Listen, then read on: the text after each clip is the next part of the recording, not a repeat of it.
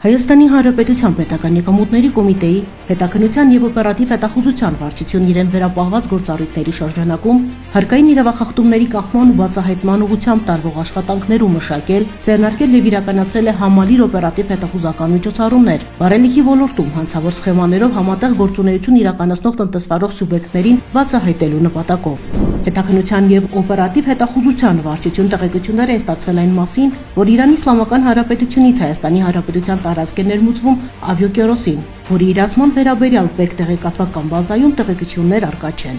Հարկային իրավախախտումների կանխման եւ բացահայտման նպատակով ձեռնարկված համալիր օպերատիվ հետախուզական միջոցառումների արդյունքում պարզվել է, որ ՌԿ-ն դրածո անձանց միջոցով ստեղծել է 9 ընկերություն։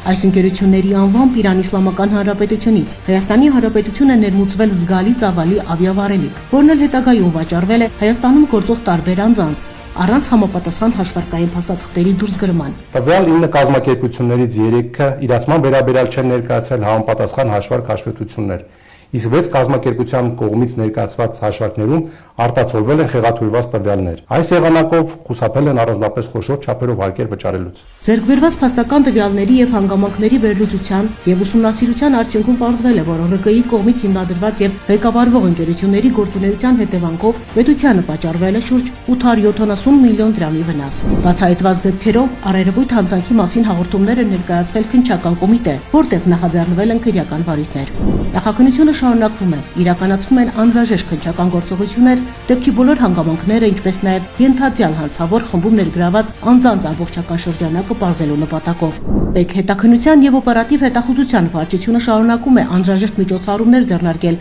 ոչ միայն կատարված հանցագործությունների բացահայտման, այլև դրանց կանխելու ուղղությամբ։ Միաժամանակ հորդորում է տնտեսվարող սուբյեկտներին հայտարարել իրական իրացման շրջանառությունները։ Պետական եկամուտների կոմիտեի տեղեկատվության եւ հասարակայնության հետ կապերի բաժին։